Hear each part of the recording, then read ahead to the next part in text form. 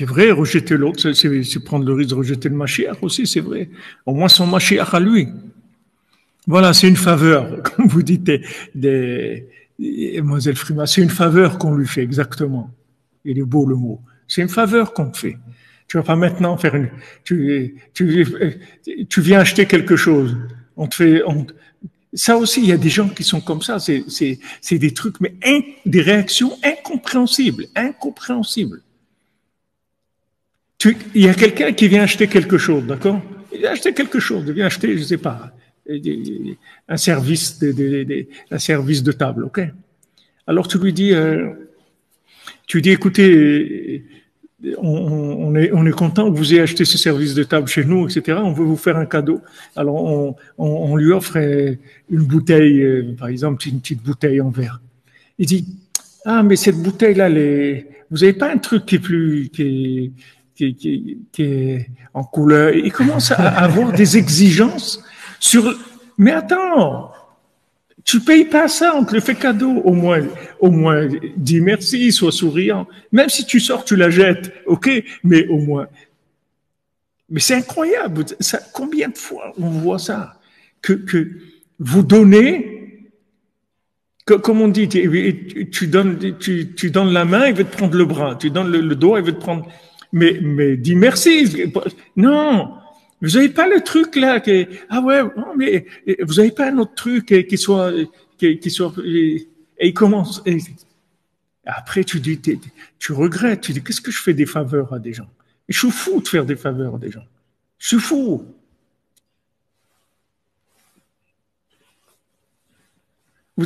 Des gens, vous essayez de les arranger. Au maximum, vous allez vers eux au maximum.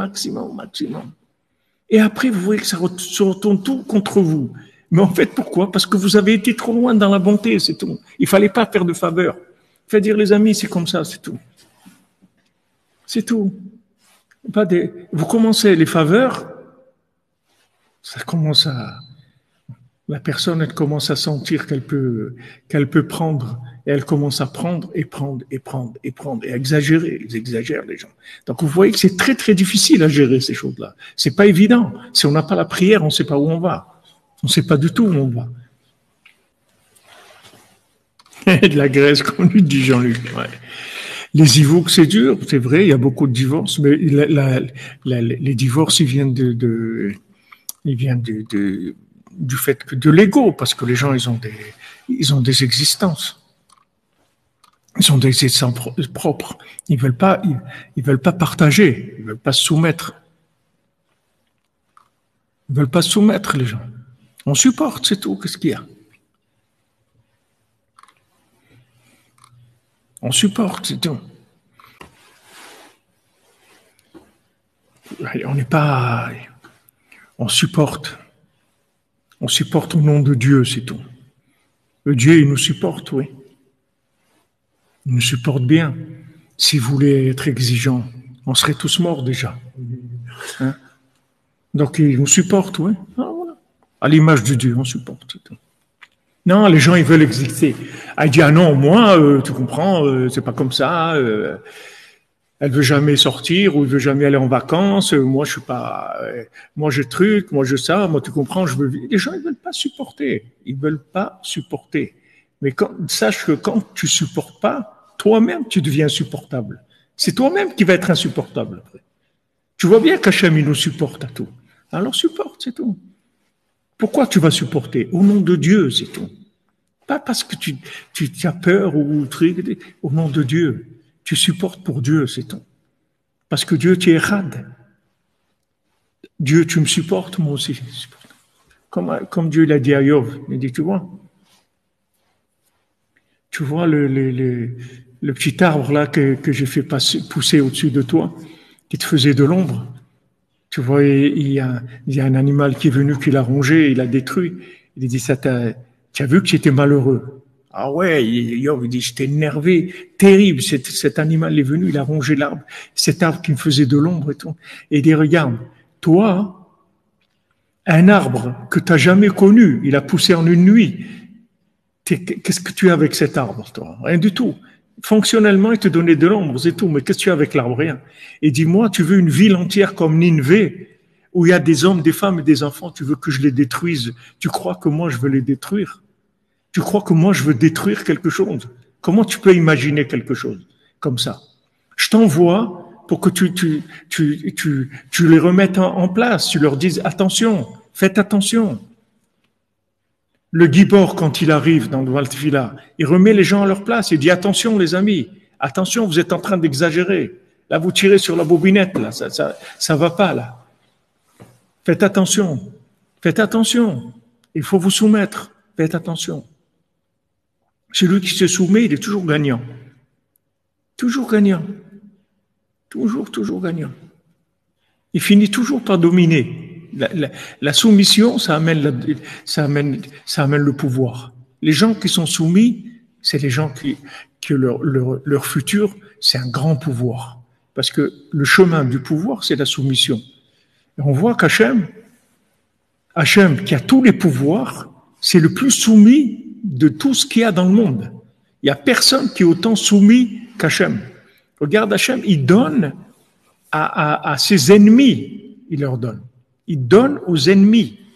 Tu vois Amalek, il respire, il vit, il va, il fait des trucs, c'est le nouvel ordre, il fait des... Hachem, il le supporte, il lui donne la vie.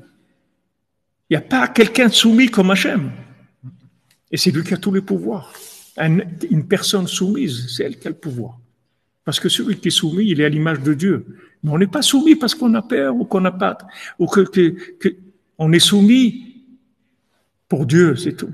Et on le dit à Dieu. Tu dis, tu vois Dieu, tu vois là, je peux dire, je peux faire. Ne fais pas pour toi. Parce que je sais que tu veux qu'on soit en paix, dis rien. Et les gens, ils ont leurs limites, c'est tout. Leur ego, il a leurs limites. Quand ils arrivent à leurs limites, ils éclatent, c'est tout. Comme aujourd'hui, les gens, ils sont dans l'ego, prendre. Dès qu'ils n'arrivent plus à prendre ce qu'ils ont envie de prendre, alors ils envoient balader. Tu peux pas avoir une vie soumise. Non, mais quand même, il faut que j'existe et tout. Pourquoi Dieu, il n'existe pas? Dieu, il fait tout. Tout le monde lui appartient. Ça veut dire, il faut que tu existes. Tu vas permettre à quelqu'un d'autre d'exister. C'est pas bien, ça? Tu vas permettre à des enfants d'avoir des parents. C'est pas bien, ça?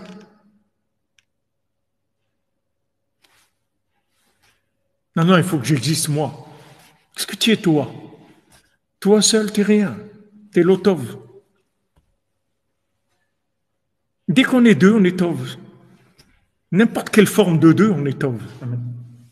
N'importe quelle forme. Pourquoi? Parce qu'on rentre dans l'épreuve de commencer à se supporter. C'est extraordinaire de se supporter. On se supporte, on devient des supporters aussi. Exactement, Madame Célestère, vous avez raison.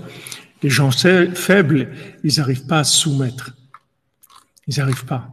Vous voyez les gens, quand je vous ai dit tout à l'heure, l'autre fois, je vais parler de l'uniforme, de l'habit et tout, les gens faibles, ils peuvent pas mettre un uniforme. Il faut que à travers leurs vêtements, on voit qu'ils sont pas comme les autres, qu'ils sont quelqu'un de spécial.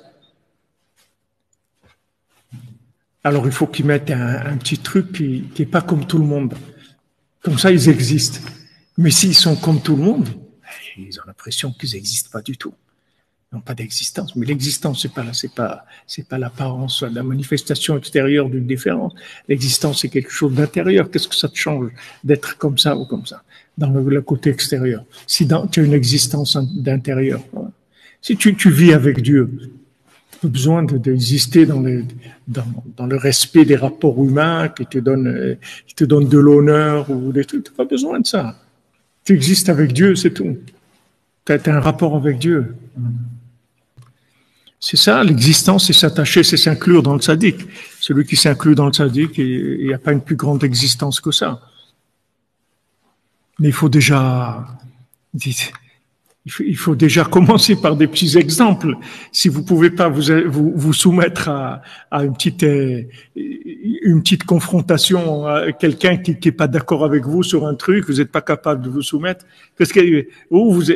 Comment vous allez vous soumettre au tzaddik? Comment vous allez vous soumettre à Hachem?